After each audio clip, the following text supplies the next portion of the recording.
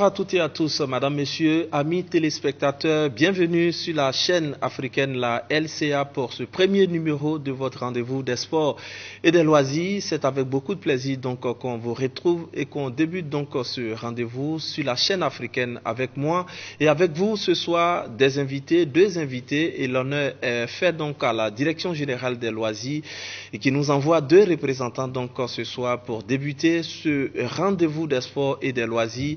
Avec moi, le directeur général des loisirs, Monsieur Voun Tamini. Monsieur le directeur, bonsoir. Bonsoir, Jeff. Merci d'avoir accepté notre invitation. C'est moi qui vous remercie. Et à ma droite, le directeur de la planification des activités de loisirs à la Direction générale des loisirs, Monsieur Christian B. Emma. Monsieur le Dépal, bonsoir. Bonsoir. Merci à vous également d'avoir accepté notre invitation. Ok, merci. En tout cas, ensemble, on va faire l'état des lieux donc des loisirs au Burkina Faso. Pourquoi, comment, quand, en tout cas, autant d'interrogations qui, on l'espère, trouveront donc des éléments de réponse avec nos deux invités ce soir sur notre plateau. Alors, tout de suite, monsieur le directeur, on va planter le décor. Quelle définition peut-on donner donc aux loisirs quand on sait que la Direction générale des loisirs est la deuxième direction technique du ministère des Sports et des Loisirs avec la Direction générale des Sports? Qu'est-ce qui est considéré comme loisir? Merci, Jeffa. Avant de revenir donc à votre question, je voudrais, au nom de Monsieur le ministre des Sports et des Loisirs, en tout cas témoigner notre gratitude donc à la chaîne africaine LCA pour l'honneur en tout cas qui nous est fait en nous invitant à ce premier numéro donc de votre émission. Revenons donc à la question, donc il faut dire que le loisir, dans sa définition, il vient du mot latin licere qui veut dire ce qui est permis. Alors il faut comprendre par là que le loisir, c'est une activité que l'on mène, une activité que l'individu, à laquelle l'individu s'adonne de plein gré, après s'être donc acquitté de ses activités professionnelles, ses activités fonctionnelles, et qui permet à l'individu de se distraire. Donc de façon ramassée, voilà, c'est ce qu'il faut entendre donc par loisir, différent donc de ces activités que l'on mène dans la contrainte. Quand vous allez au travail, vous ne faites pas de loisir. Voilà, quand vous allez vous reposer, vous dormir, vous ne faites pas de loisir. Alors lorsque vous avez fini de travailler, vous avez fini de vous reposer, et vous avez besoin donc de loisirs pour vous renforcer donc vos capacités donc à produire davantage, vous livrez donc à une activité qui vous de plein gré et qui vous permet effectivement de retrouver des forces. Donc c'est ce que nous appelons ici donc activité de loisirs comparativement et à l'opposé donc à ces activités professionnelles, ces activités où nous avons l'obligation effectivement d'être là, nous avons l'obligation de les pratiquer. Alors justement, qu'est-ce qui est considéré comme loisir? Alors, ce qu'il faut considérer comme loisir, les loisirs sont de plusieurs types. Nous avons à notre niveau enregistré 5 types de loisirs. Vous avez déjà, comme nous sommes au niveau du sport, vous avez les loisirs sportifs et de plein air. Vous avez donc la pétanque. Vous voyez, la pétanque, c'est une activité donc de loisirs sportifs. Vous avez le jogging. Vous voyez, souvent quand vous arpentez les artères donc de la rue, vous voyez des gens un peu partout en jogging en train donc de marcher, soit courir, etc. Ça, ou bien dans les salles de sport là. Voilà, ça c'est des loisirs sportifs et de plein air. Alors après donc à la suite donc ces loisirs, vous avez également les loisirs culturels. Ça nous permet donc d'évoquer la transversalité donc du domaine des loisirs ici. Alors quand on parle de loisirs culturels, vous avez, pour ne citer que cela, donc dans le domaine donc de la musique, j'allais dire donc des arts vivants. Vous avez la musique traditionnelle comme moderne, vous avez le théâtre, vous avez bien d'autres activités culturelles qui sont gérées effectivement par le ministère de la Culture, et nous capitalisons ça, nous appelons ça donc les loisirs culturels. C'est vraiment pour ne citer que ça, sinon la liste n'est pas exhaustive. Vous avez au-delà donc, en plus des loisirs sportifs, des loisirs culturels, vous avez les loisirs socio-éducatifs. Vous avez ici donc la Wale ou le Wari selon donc les régions. Alors vous avez le Scrabble, vous avez le jeu de dames, tout ça, ça sont des loisirs socio-éducatifs. Voilà, ils sont rangés dans les loisirs socio-éducatifs qui est également une composante donc des loisirs. En plus de cela, vous avez les loisirs touristiques. et environnementaux. Alors, nous sommes dans la période des vacances, vous avez souvent des colonies de vacances. Des gens qui font souvent des sorties touristiques pour aller soit rendre visite, visiter donc des sites touristiques que nous avons, faire des voyages d'agrément. Ça, ce sont par exemple des loisirs touristiques vraiment pratiqués en temps libre et qui permet à l'individu en tout cas de pouvoir donc se ressourcer. En plus de cela, vous avez les loisirs donc scientifiques. Alors, parlant donc de loisirs scientifiques, il faut entendre par là les loisirs que nous avons souvent aujourd'hui avec le développement des technologies. Vous avez des loisirs que nous pratiquons souvent en nous référant donc au net. Donc, ce sont ces loisirs-là que nous utilisons souvent pour aussi nous distraire à travers donc le net. Donc, ce sont entre autres en tout cas ces loisirs-là. Voilà, ces activités que nous appelons donc loisirs. D'accord. Alors, monsieur le directeur, on va revenir à vous tout à l'heure. Je vais me tourner vers le DEPAL. Alors, DEPAL, on a vu plusieurs catégories donc, de loisirs. Est-ce que au niveau, vous qui êtes le directeur donc, de la planification des activités, le directeur de la promotion pardon, des activités de loisirs, est-ce que toutes ces loisirs sont logés dans une fédération? Donc, ou dans des fédérations, on va dire. Oui, effectivement, il faut dire que bon, ici au Burkina, pour toutes ces activités de loisirs ne sont pas encore structurées. Et nous travaillons donc à les structurer davantage. Mais pour le moment, au sein donc de la direction générale, les activités donc qui sont structurées jusqu'au niveau de la fédération, on a donc la pétanque, et le jeu de dames, et nous avons le scrap, et puis le jeu d'échecs. Donc pour le moment, ce sont ces 4 structures donc, qui ont pu donc, se formaliser, qui sont constituées en fédération. D'accord. Voilà. Alors monsieur le directeur, moi j'ai envie au regard de cette définition et de cette pléthore d'activités donc de loisirs qu'on a au Burkina Faso, j'ai envie de savoir comment se portent finalement les loisirs dans notre pays. Il faut dire que les loisirs se portent très bien dans notre pays. Se portent très bien. Alors nous avons, et là il faut le savoir, nous sommes, comme on le constate, la question de loisirs n'est pas encore dans le quotidien des Burkinabés. Alors, ça ne veut pas dire que les Burkinabés ne consomment pas le loisir.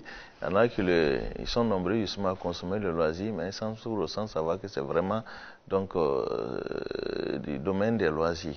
Alors, c'est une des difficultés effectivement que nous avons actuellement. Il faut dire que nous travaillons au niveau donc, du ministère donc, à sensibiliser donc, les populations sur d'abord la connaissance de la chose loisir et comment donc promouvoir donc le loisir, parce que au regard donc des bienfaits vraiment qu'apporte à l'homme donc ces activités de loisir, il est important et c'est notre devoir effectivement de sensibiliser les populations à pratiquer davantage donc les loisirs.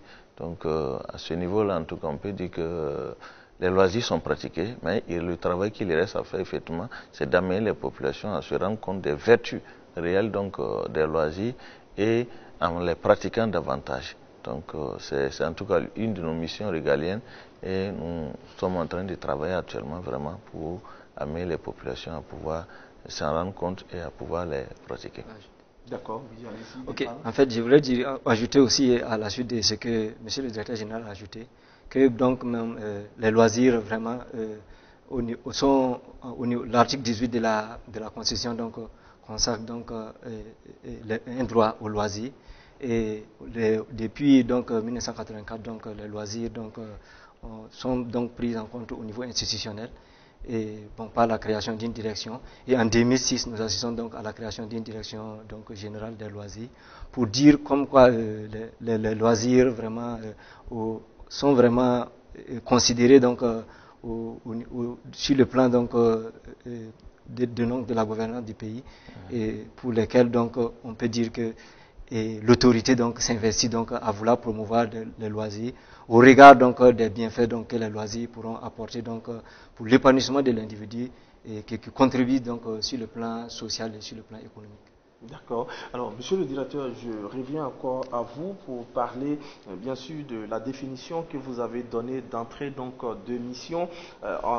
Comment on arrive à faire la classification des différents loisirs? Parce que vous êtes venu justement avec, on va dire, des loisirs. On a parlé de l'Awalé ou du Waré, Cesselon, et puis vous êtes venu également avec des plateaux de Ludo. Comment on arrive à faire la classification?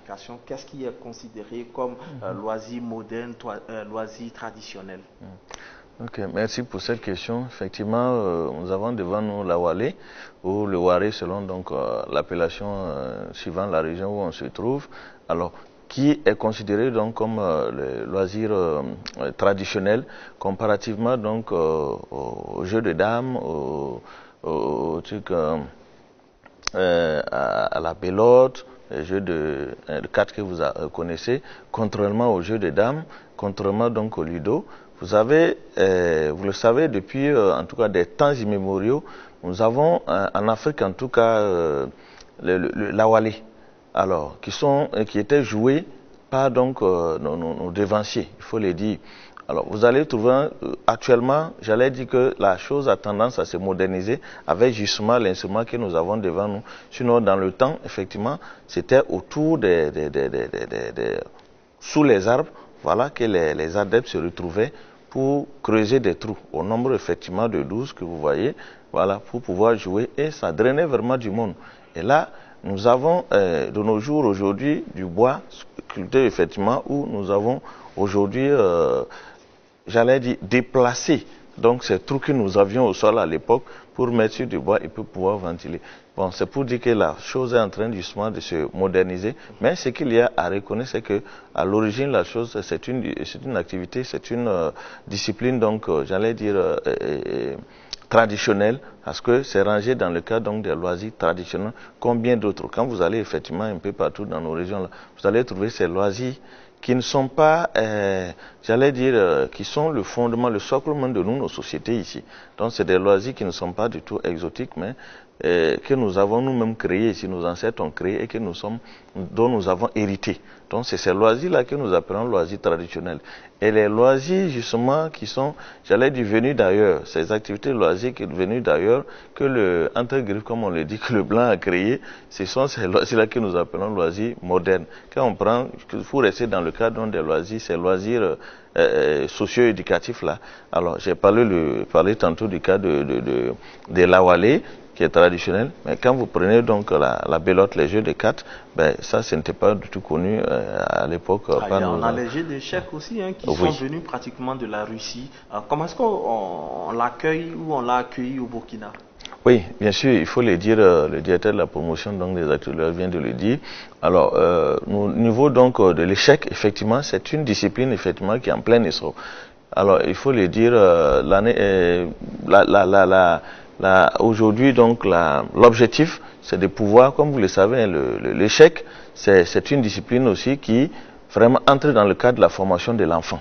Vous le savez bien, donc, au niveau donc, du comité des jeux d'échecs, qui n'est pas encore érigé donc, en fédération, je pense que la dynamique a déjà enclenché.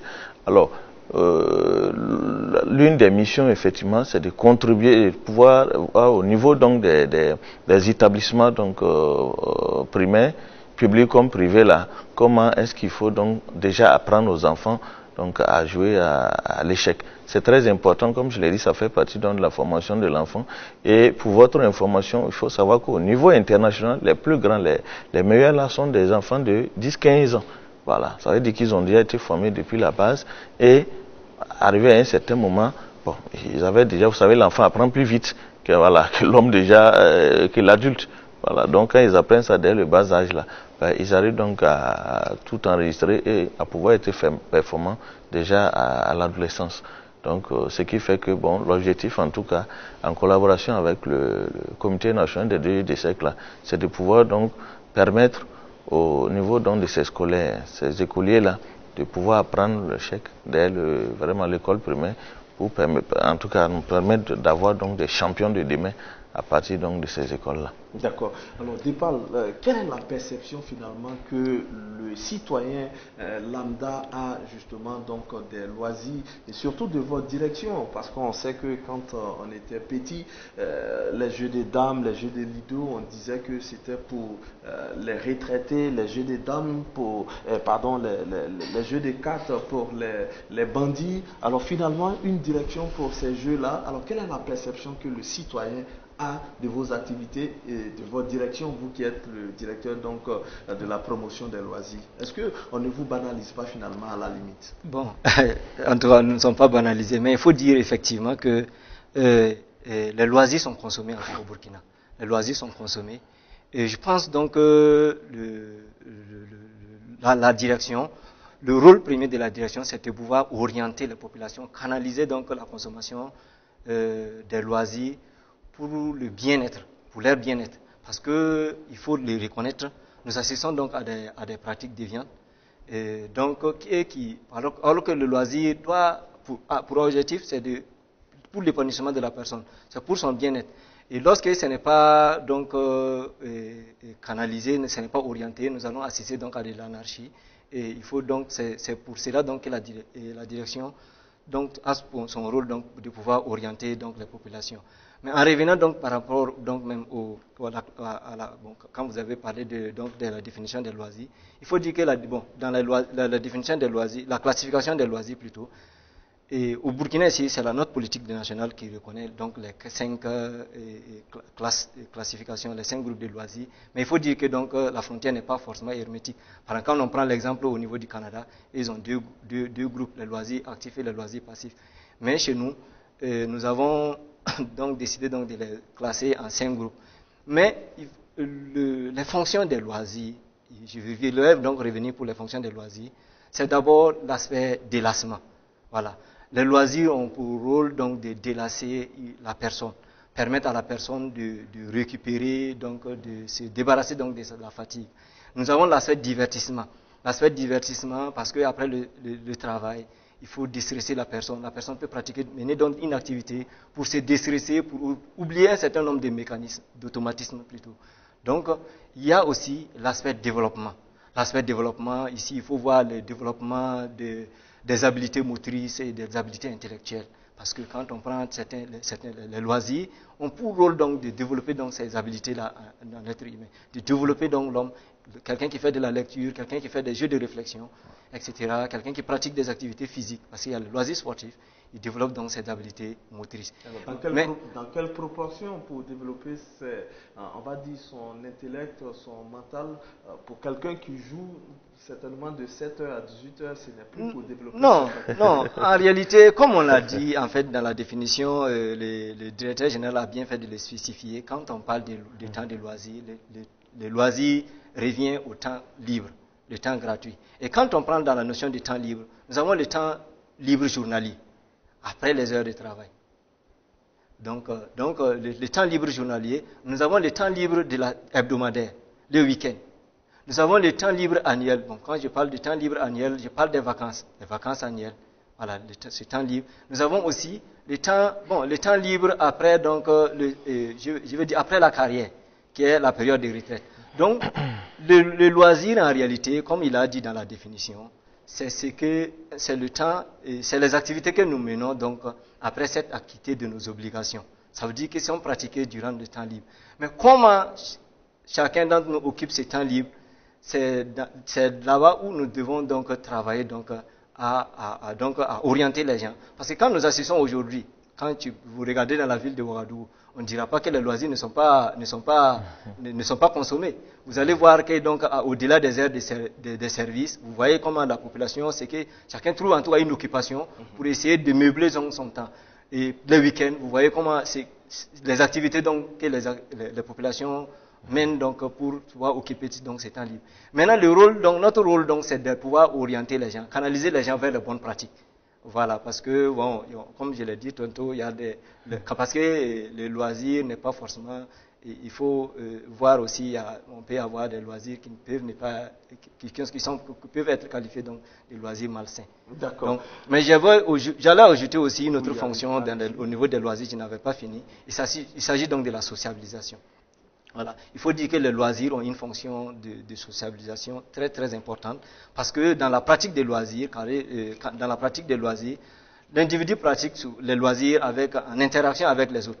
Voilà, et cela lie vraiment des liens sociaux très très forts et vraiment ça permet l'homme même d'être, je veux dire, psychologiquement équilibré et de se sentir vraiment, de se sentir donc en sécurité et vraiment de se faire confiance et vraiment et ça participe donc à son épanouissement et à sa contribution donc pour le développement du pays.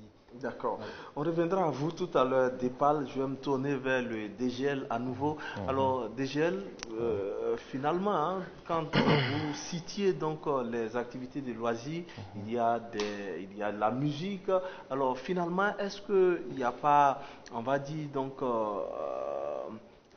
un conflit d'intérêts par moment avec, par exemple, le ministère de la Culture, puisqu'on retrouve des activités culturelles dans les loisirs et vice-versa. Comment est-ce que ça se fait et comment vous arrangez surtout aux rendez-vous internationaux? Est-ce que les deux ministères envoient pour les mêmes activités deux délégations différentes? Merci. Je suis vraiment heureux que vous me posiez cette question parce que c'est une question, j'allais dire, très capitale. Et ce qu'il faut dire par rapport à cela, il n'y a pas de conflit d'intérêts. Ça, je tiens vraiment à le spécifier entre le ministère de la Culture et le nôtre. Du reste, il faut dire que nous sommes tous réunis, hein, les acteurs donc réunis donc en dehors du cadre stratégique donc de dialogue, le CSD, que le ministère de la Culture préside. Voilà. Il faut dire qu'avant ça, nous avons donc le CIO, c'est le comité interministériel d'orientation et de coordination, qui réunit tous les départements ministériels et les organisations de la société civile qui œuvrent dans le domaine donc des loisirs. Alors à ce niveau, c'est pour dire que nous avons donc des sessions où, 2 fois par an où nous nous retrouvons pour réfléchir sur comment gérer donc la question de loisirs.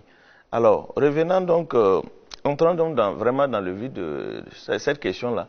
Alors, il faut dire que pour ce qui est de l'administration, hein, au niveau de l'administration, au niveau donc du gouvernement, le ministère des Sports et des Loisirs a la charge de gérer la question de loisirs.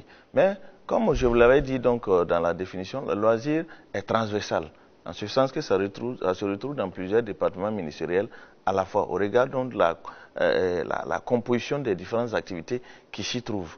Alors, à ce niveau, nous avons trouvé ce mécanisme, effectivement, où le ministère des Sports et des Loisirs capitalise les activités qui sont menées. Les activités de loisirs sont menées dans les autres départements ministériels, mais la pratique même, la pratique et la gestion, véritablement, là, sont ces ministères concernés. Quand vous prenez le cas, effectivement, de la musique, c'est du ressort donc, du ministère de la Culture.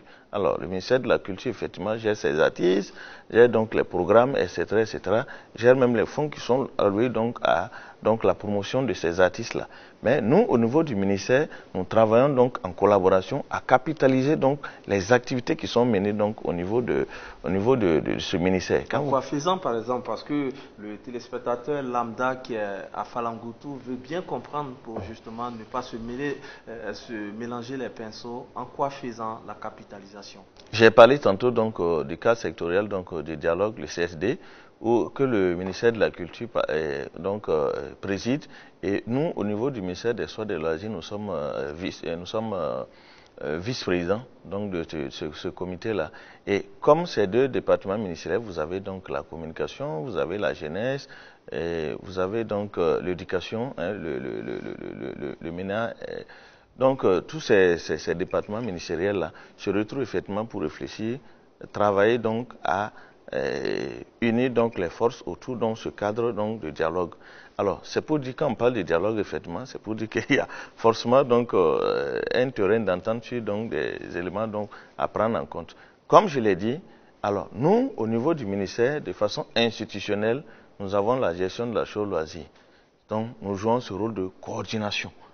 Nous jouons le rôle de coordination à ce niveau, mais pour ce qui est des activités, en dehors donc des loisirs sportifs et de plein air, là, les autres départements ministériels là, organisent ces activités en collaboration donc avec les partenaires, avec les acteurs, mais ils reversent donc les résultats donc de ces activités menées là au niveau de notre département que nous capitalisons et que nous publions. C'est un peu ça. Donc nous ne sommes pas en fait des acteurs de mise en œuvre effective donc de ces activités, mais nous sommes coordonnateurs en ce sens que nous capitalisons donc les activités menées au niveau donc de ces départements ministériels qui ont en leur sein donc le loisir, et justement nous reversons son acquis de droit. C'est pour dire qu'au niveau donc à la hiérarchie, donc nous reversons ce qui a été en tout cas mené comme activité de loisir par les différents donc départements et les associations, en tout cas la société civile, les OSC effectivement, qui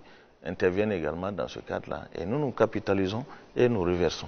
Est-ce que les recommandations qui sont issues de ces cadres de concertation profitent à la Direction générale des loisirs en général? Oui, évidemment. Évidemment, je pense même si ce cadre n'était pas créé, il fallait le faire parce que j'allais dire que ça allège un peu la tâche de la Direction générale en ce sens que nous suffit maintenant de collaborer avec les différents représentants. Il y a un secrétariat technique au niveau du CSD composé donc des différents représentants, donc des différents départements ministériels membres de ce cadre-là. Et au-delà, le comité interministériel également a en son sein chaque représentant des différents départements qui ont à leur sein donc la question de loisirs. Donc au niveau de chaque département, il y a un représentant, j'allais dire un point focal qui s'écharge effectivement j'allais dire capitaliser donc les activités menées tout au long de l'année et nous reverser donc au niveau de la Direction générale des loisirs qui à son tour donc achemine donc à acquis de droit.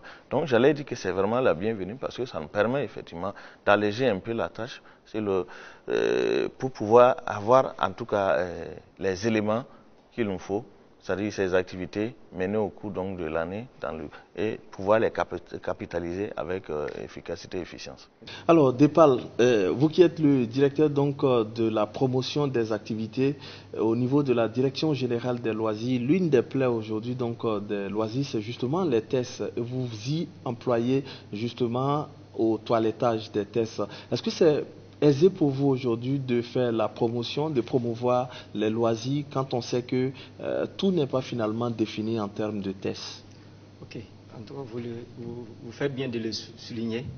Effectivement, il faut dire que actuellement le ministère des Sports et des Loisirs est dans une dynamique donc de créer, organiser le cadre juridique donc de la pratique donc des loisirs.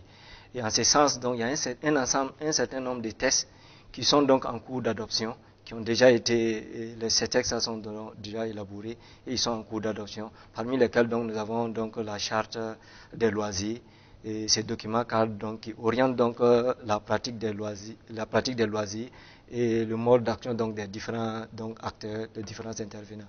Donc il faut dire donc nous attendons vraiment l'adoption de ces textes pour véritablement donc avoir donc des documents sous la main qui pourront vraiment orienter donc les pratiques. D'accord. Monsieur Tamini, vous êtes le directeur général des loisirs. Je le disais dès l'entame donc de nos échanges, la direction générale des loisirs est la deuxième direction technique du ministère des Sports et des Loisirs avec la direction générale des Sports.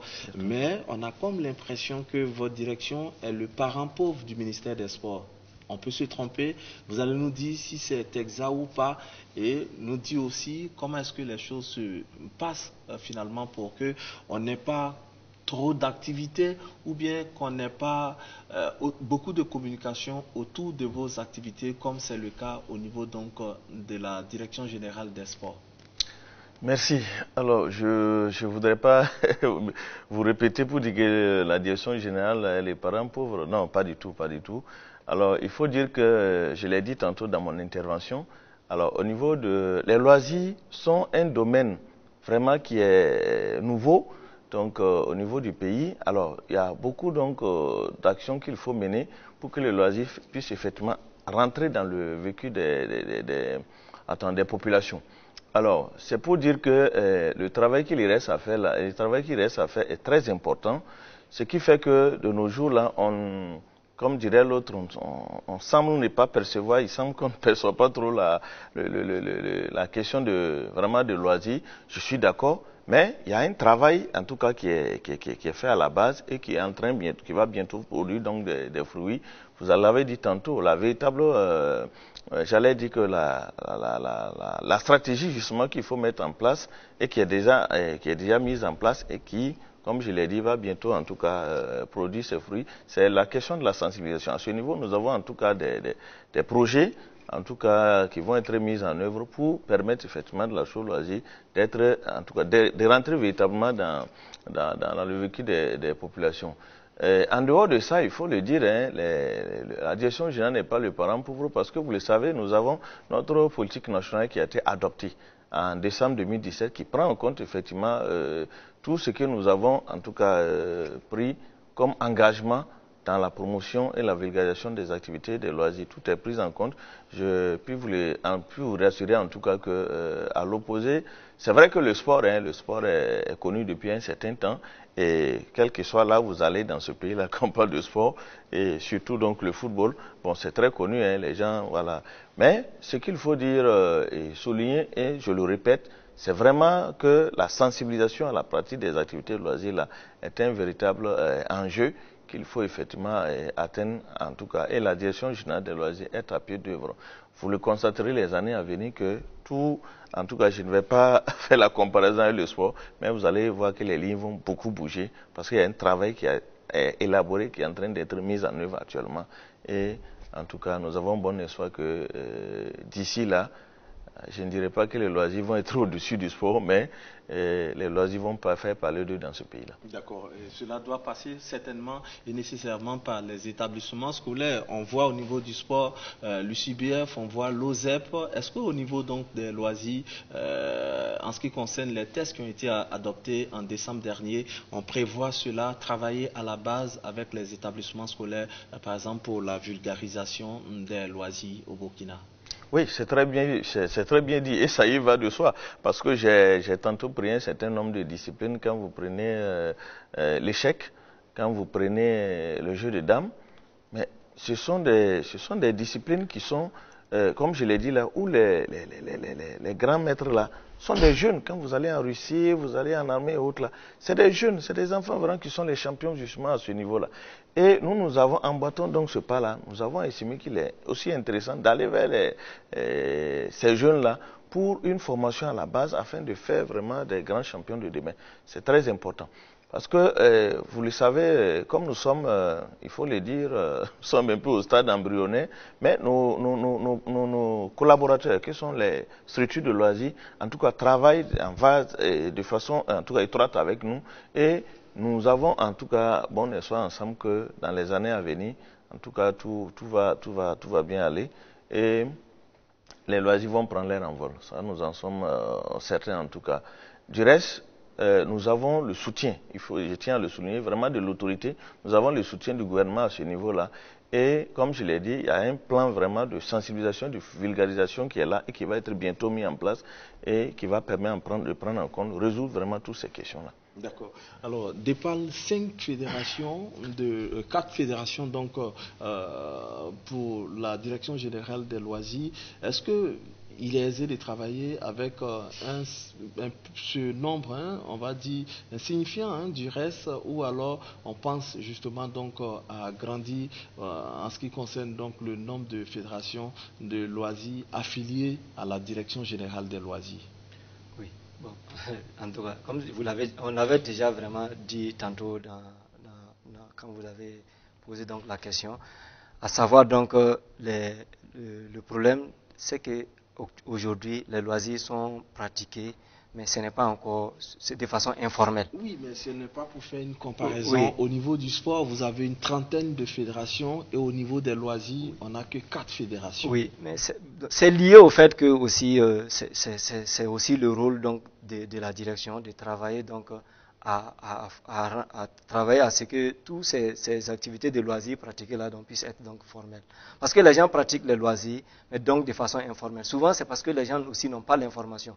Parce que vous voyez, le sport, il y a beaucoup d'enjeux.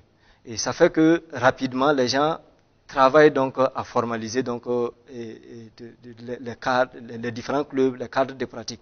Mais les loisirs, généralement, les gens font les loisirs. Je prends un exemple des jeux de cartes comme comme on appelle la belote et puis la sec qui sont beaucoup joués dans la ville de Ouagadougou par exemple.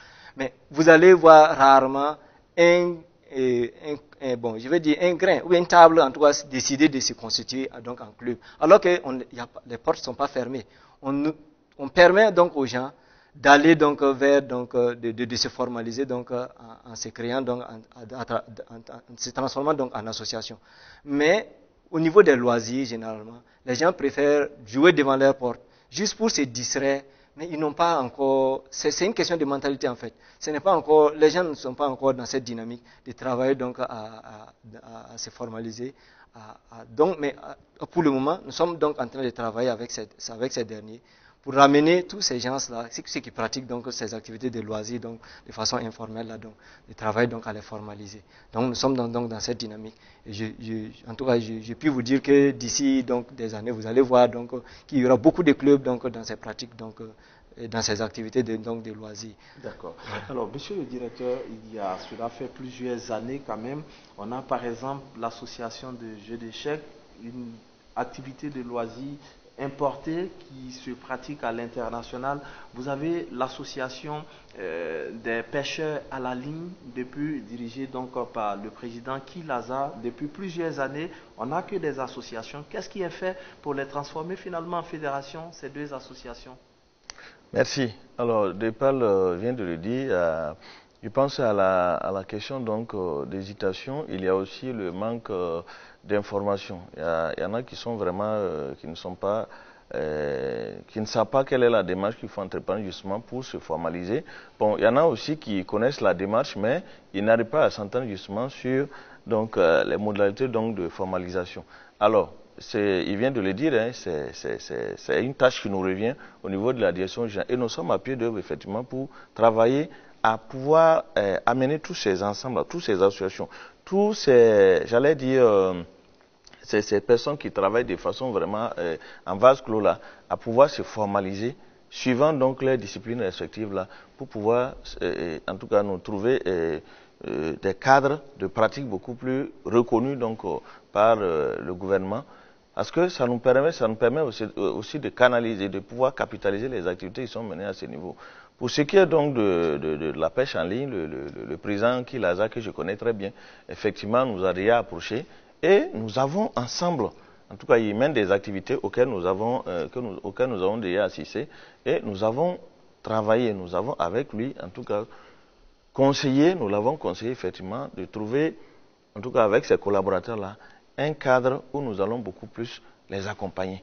Sinon, il y a souvent effectivement ces demandes d'aide de gauche à droite qui nous arrivent ou autres. Mais au-delà de ça, notre objectif effectivement, c'est de sensibiliser donc ces différentes associations, ces regroupements de personnes-là à se formaliser, se trouver dans un cadre qui est reconnu officiellement afin que nous, au niveau du département, nous puissions mieux les accompagner. Donc, c'est en tout cas ce travail-là qui est en train d'être élaboré. Nous avons parlé donc tout de suite là de l'élaboration des textes aujourd'hui et nous, en tout cas, c'est pas une publicité, mais nous profitons de remercier notre premier, en tout cas le premier responsable de notre département, le ministre des Soins et des Loisirs, j'ai nommé El Aïdada Azoupiou, qui nous a permis en tout cas d'aller à Koudougou et de travailler sur donc, ces textes. Nous avons donc 3 décrets et puis 7 arrêtés qui vont en tout cas permettre d'encadrer davantage donc, notre secteur. Parce que vous savez, pour agir sur le terrain, il faut avoir un document officiellement reconnu par les autorités qui vous permet d'agir sur le terrain. Si vous ne l'avez pas, vous ne pouvez pas intervenir parce que vous serez dans l'illégalité totale. Donc, alors justement, il y a l'association des jeux d'échecs, par exemple, qui a remporté déjà plusieurs lauriers au plan international. Est-ce que ces lauriers sont pris en compte par l'autorité finalement, puisque cette association n'est pas encore constituée en fédération? Comment ça se fait? Merci. Alors, pour ce qui est du cas spécifique donc, du Comité national des jeux d'échecs, alors, il faut dire que ce comité-là est pris en compte donc, pour ce qui est donc du soutien, en tout cas annuel, de notre département. Et étant déjà un comité, il bénéficie donc du soutien, la subvention donc régulière et annuelle donc de notre département pour mener ses activités. Aux côtés donc du Comité national des jeux d'échecs, comme vous venez de le dire, qui remporte des titres au niveau donc international, il y a également ces structures, j'allais dire ces fédérations déjà constituées qui remportent également donc en tout cas beaucoup qui nous font honneur à l'étranger. Je vais parler donc de la fédération burkinabé de pétanque qui vraiment sans vouloir vraiment faire l'apologie de cette fédération. Alors, il faut dire qu'en Afrique ici, en Afrique, surtout dans la sous-région, nous sommes les premiers en matière de pétanque. Tout récemment, alors, en début donc août, alors nous avons donc des compatriotes, une équipe en tout cas qui était donc au Maroc et qui a remporté une médaille d'or et une médaille d'argent. Donc c'est pour dire qu'il n'y a pas que la fédération d'échecs, mais il y a aussi le comité d'échecs. Mais il y a aussi la fédération de pétanque, il y a aussi le jeu de dames. Aujourd'hui, nous avons le 6e joueur, en tout cas de jeu de dames, qui est un jeune et au niveau mondial actuellement. Parce qu'en 2018, il y a eu donc les championnats mondiaux donc à Abidjan. Et c'est là-bas que notre compatriote, un de nos compatriotes, s'est illustré et a occupé la 6e place mondiale. Donc c'est pour dire que vraiment, l'un dans l'autre, nous avons donc ces structures-là qui œuvrent vraiment à hisser davantage donc le drapeau de notre pays au niveau continental mondial. Donc c'est pour dire que ce travail-là en tout cas aussi est fait. Mais à l'image du comité national des jeux d'échecs qui va bientôt s'ériger en fédération, il y a bien d'autres comités qui attendent effectivement d'être érigés en fédération. Et le travail en tout cas est en train d'être fait pour que, parce que vous savez que 2020 c'est une année olympique, c'est une année électorale et c'est une année de renouvellement donc, des structures. Donc nous avons bon espoir en tout cas que nous aurons au sortir de 2020 là, en tout cas davantage de structures formalisées, reconnues donc par notre département. D'accord. En tout cas, c'est le lieu pour nous de saluer d'ailleurs les présidents de ces comités, de ces fédérations, Arnaud Ouedraogo pour le comité des jeux d'échecs, le président Marquet pour la fédération de pétanque, et puis on n'oublie pas aussi Abdoulaye Ouedraogo, jeu de dames, voilà, jeu de dames, oui, Lougué, voilà, Lougué, le Scrabble, le Scrabble, voilà, professeur d'anglais. Alors, Dépal, je me tourne à nouveau vers vous. Au-delà de ces comités, de ces associations qui ne sont pas encore dans un cadre formel, on a des fédérations qui existent, mais pour l'instant qui sont encore logées au niveau donc de la Direction générale des sports. Pourtant, on sait que ces fédérations, leurs activités font partie des activités de loisirs. Qu'est-ce qui est fait pour les ramener à vous?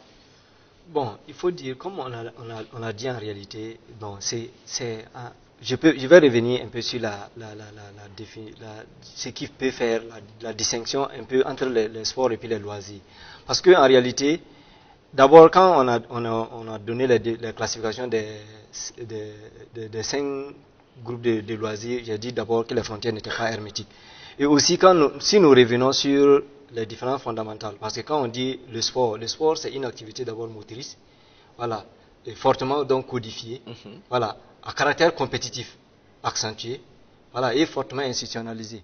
Donc, si certaines disciplines donc remplissent donc ces conditions, donc à travers donc un certain nombre de critères que donc nous ramenons donc un certain nombre d'activités au niveau donc des sports et un certain nombre d'activités donc au niveau des loisirs. Mais il faut le dire comme on a dit, quand vous prenez par exemple les activités de loisirs sportifs, c'est par exemple je prends le football, le basketball, le handball, ce sont des activités sportives. Mais quand c'est pratiqué dans le but, donc quand je prends les gens qui pratiquent le football de dimanche dans les quartiers, c'est dans le but de se divertir, c'est dans le but donc de rassembler les gens, de partager un certain nombre de pratiques entre eux. Et cela se fait donc dans le cadre donc du loisir. Donc il faut dire, pour dire donc, on ne faudra pas qu'on fasse l'amalgame souvent entre les activités de loisirs et les activités de sportives. Souvent, ça dépend donc des objectifs donc, que nous poursuivons. Parce qu'une activité sportive peut se retrouver donc dans les loisirs. Et comme je l'ai dit, toutes ces activités sportives, déjà même, derrière même sont des loisirs. Quand je les pratique, quand je sors jouer mon football dans les quartiers, quand je pars jouer mon basketball avec les amis, c'est carrément du loisir. C'est juste pour donc dépenser de l'énergie et transpirer donc, et pouvoir donc bénéficier donc des avantages donc liés donc à la pratique sportive. D'accord. Alors, monsieur le directeur, ma question est un sens. Alors, finalement, où situer les courses hippiques? Est-ce qu'elles sont typiquement sportives ou elles font partie des loisirs? On sait qu'il y a une fédération qui existe et qui ne vous appartient pas encore. Ok, merci. Pour ce qui est des courses hippiques, alors cette activité qui concerne effectivement notre département, en l'occurrence donc le département des loisirs, c'est les sports équestres. Voilà, ces sports équestres effectivement qui ont, bon, je ne dirais pas qu'ils ont une fédération, mais il y a un comité effectivement qui mène même des activités qui participent à des compétitions au niveau international. Alors, pour ce qui est de cette justement cette activité-là, nous avons, et c'est pas nous qui l'avons classé dans le loisir, mais c'est la politique nationale des loisirs qui a donc été adoptée donc en 2009 et qui est reprise effectivement pour contribuer à mettre en place la politique nationale des soins des loisirs adoptée justement en 2017 qui consacre effectivement les sports équestres donc comme une activité donc de loisirs. Voilà. Et comme Dépal l'a dit, ce qu'il faut comprendre ici, disons pour peut-être faire la frontière entre sport et loisirs là. Alors, comme il a dit tantôt ici, vous pouvez voir effectivement les sports équestres dans un sens où c'est du sport. C'est dû à quoi? Vous avez, s'il y a une compétition effectivement où les acteurs ont effectivement un gain en dehors donc justement du bien-être de tout et tout. Bon, ces gens-là peuvent être considérés comme étant en train de mener leur activité professionnelle. Mais les spectateurs qui sont venus effectivement pour suivre, eux, c'est leur loisir, parce qu'ils gagnent justement du plaisir à regarder ces courses. Ils gagnent effectivement en se récréant, suivant justement ces courses hippiques-là. Donc, c'est un peu ce qu'il y a. Et je voudrais effectivement ici, pour ajouter à ce que Dépal a dit, lever justement l'antenne de certains, justement, j'allais dire, profanes en matière de loisirs, pour dire que lorsque l'activité est professionnelle, lorsque l'activité nourrit son homme, on n'appelle pas ça, dans ce cadre-là, loisir. Le loisir, comme on l'avait défini là, c'est cette activité, effectivement, que vous pratiquez en temps plein. Ce n'est pas forcément pour gagner de l'argent, mais en pratiquant cette activité, après, justement, s'être libéré, débarrassé de tout ce qui est contrainte, que ce soit dans le domaine professionnel, que ce soit dans le domaine fonctionnel, ça, c'est une activité, effectivement, de loisir pour justement se recharger, entre griffes, recharger ses batteries pour pouvoir mener davantage ses activités professionnelles-là. Donc, ce n'est pas forcément un gain financier ou autre. Non, c'est vraiment le bien-être qu'on recherche. Quand vous prenez un match de football, aujourd'hui, les championnats européens là, drainent beaucoup de monde ici. C'est pourquoi? C'est le spectacle que les gens retrouvent là-bas. Je ne fais pas comparaison, n'est pas raison, mais vous voyez, généralement, quand dans nos stades, là, nos stades sont, j'allais dire, c'est pas quasiment vide là, c'est quoi? Parce que les gens trouvent que non, les championnats qui suivent, effectivement, à la télé, les championnats, il y a beaucoup plus de spectacles là-bas que notre championnat. Bon, moi, je ne partageais pas ce point de vue parce que nous avons aussi des joueurs, nous avons des compétiteurs qui sont vraiment très talentueux. Mais le fait que ces championnats-là ont pris vraiment de l'avance et les gens sont aujourd'hui habitués à les regarder là, ils trouvent que notre championnat n'a pas un niveau. Je ne parle des championnats de niveau. Et moi, je ne m'inscris pas, je m'inscris en faux dans cette dynamique parce que aujourd'hui, nous le savons, nous avons le Burkina Faso à quel classement aujourd'hui? Ces joueurs aujourd'hui que nous avons à l'extérieur, ces professionnels-là, ils ont d'abord commencé ici. C'est parce qu'on a vu les talents ici qu'ils ont pu avoir des contrats à l'extérieur. Donc c'est pour dire que nous avons aujourd'hui cette mentalité-là qui dit que, bon, en Europe, il y a des bons joueurs, ou bien etc., etc. Mais en Afrique, ici, non, ce n'est pas le cas. Ces championnats que nous suivons, c'est pour le spectacle. Ces joueurs-là, ils font leur activité professionnelle. Et ils ne font pas de loisirs. Ils font purement les sports. Mais nous suivons... Alors, pour illustrer vos propos, justement, est-ce que les téléspectateurs, par exemple, de la chaîne africaine qui suivent ce rendez-vous, cette émission, est-ce que c'est un loisir pour ces téléspectateurs? Un loisir est une source d'information pour ces téléspectateurs. Et c'est même important, j'allais inviter, parce que je souhaite que nous ne soyons pas à notre dernier numéro ici, parce que je vais inviter même les téléspectateurs effectivement à suivre davantage ces émissions-là. Parce que ça les sert, ça nous permet effectivement de les sensibiliser davantage. Et eux, ça les sert des canaux d'information. À travers vos programmes de distraction, vous le savez, il y a la musique, etc., etc. Quand ils vous suivent là, ils font leur distraction, ils sont leurs loisirs. Quand vous envoyez la musique, quand vous faites passer la musique, quand vous faites passer donc des activités de façon récréative là, au niveau de la chaîne et que les téléspectateurs suivent, c'est leur loisir, c'est un passe-temps.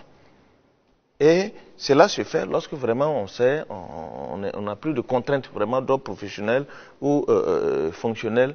Et voilà, parce que si vous avez sommeil, c'est même de conseiller. Si vous avez sommeil, vous êtes fatigué, vous voulez vous reposer là, c'est mieux de vous reposer. Quand vous avez faim, il faut vous alimenter. Vous ne pouvez pas suivre la télé et puis éviter de vous alimenter parce que ça ne vous fait pas du bien. C'est un peu ça. Vous avez du travail à faire, vous devez aller au boulot, vous ne restez pas à la maison pour suivre la télé parce que vous voulez vous distraire. Non, ça ce n'est plus de loisir, ça devient autre chose. D'accord. Voilà. Alors, DGL, nous nous acheminons allègrement vers la fin donc de nos échanges de cette émission.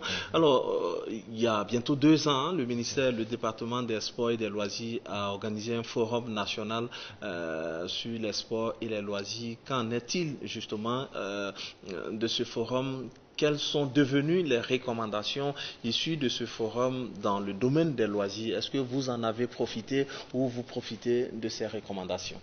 Oui, effectivement, donc sous la conduite du ministre des Sports et des Loisirs, El Haïdar Ajopio, nous avons effectivement, c'est l'année passée en 2018, que nous avons organisé donc à Palace Hotel le séminaire national. Donc j'allais dire mais international parce qu'il y a vraiment des experts internationaux qui ont été conviés pour partager leur expérience justement avec nous dans ce cadre-là. Donc ce séminaire s'est tenu effectivement, je crois que ça devait être en 2018, mais c'était pendant la CAN, en juin, et la Coupe du Monde c'est en juin, je crois. Voilà, donc effectivement c'est un cadre en tout cas qui est le bienvenu, qui nous a permis en tout cas d'échanger nos expériences donc, que nous avons avec ces experts internationaux, aussi bien dans le domaine du sport que dans le domaine des loisirs. Et les conclusions, effectivement, tout ce qui est sorti, donc, de bien, en tout cas au sorti de ce séminaire-là, en tout cas, sont des conclusions très intéressantes parce qu'elles nous permettent effectivement de prendre des discussions effectivement pour mieux nous orienter dans le domaine donc, de la promotion donc, du sport et des loisirs. Et aujourd'hui, ce que nous avons là, nous sommes aujourd'hui en train d'aller justement de travailler dans ce sens, suivant donc les recommandations de ce séminaire-là. D'accord. En tout cas, ça sera votre mot de la fin, monsieur le directeur. Je voudrais vous dire merci d'être passé par ici pour éclairer la lanterne des uns et des autres en termes et en matière donc de loisirs au Burkina Faso. Ça sera avec le même plaisir qu'on vous recevra ici pour parler encore de loisirs. On va terminer avec le DEPAL. Alors DEPAL, nous sommes au terme de cette émission de ce jour. Certainement que vous allez redonner la parole à votre big boss. Qu'est-ce qu'on peut retenir en termes de promotion donc d'activités de loisirs en ce qui vous concerne? Bon, vraiment, en 1 minute rapidement. Oui, je vais dire vraiment, ce que je vais vraiment dire pour terminer, c'est de dire que les loisirs ont plusieurs bienfaits pour le pratiquant, pour la personne donc, qui s'adonne à ces activités de loisirs. Sur le plan de la santé, sur donc, le plan de la productivité, sur le plan social, sur le plan économique. Pour ne pas rentrer dans les détails, en tout cas sur le plan de l'environnement, etc., le loisir apporte beaucoup pour l'homme, pour le bien-être, pour son épanouissement, apporte beaucoup pour le développement social des collectivités et apporte beaucoup pour le développement économique aussi des collectivités. Et j'allais terminer pour dire que les loisirs doivent être orientés, doivent être encadrés, parce que si nous n'encadrons pas les loisirs, nous investissons pour les promouvoir, nous allons assister à des frictions sociales, à des dépravations des mœurs, à la délinquance juvénile, etc., etc. Donc, d'où l'importance vraiment de promouvoir les loisirs et d'orienter la population vers les bonnes pratiques. En tout cas, ce sont avec ces mots d'espoir qu'on va mettre un terme donc à cette émission en invitant bien sûr nos téléspectateurs à pratiquer les loisirs, hein, comme on le fait d'ailleurs avec Lawalé. Merci à toutes et à tous d'avoir donc suivi ce premier numéro de votre rendez-vous des sports et des loisirs sur la chaîne africaine. C'est avec beaucoup de plaisir qu'on a reçu donc le directeur général des loisirs, M. Voun Tamini, et le directeur de la promotion des activités des loisirs au niveau de la direction générale des loisirs, le DEPAL à la DGL. Merci à toutes et à tous et passez d'excellents moments en compagnie de nos programmes.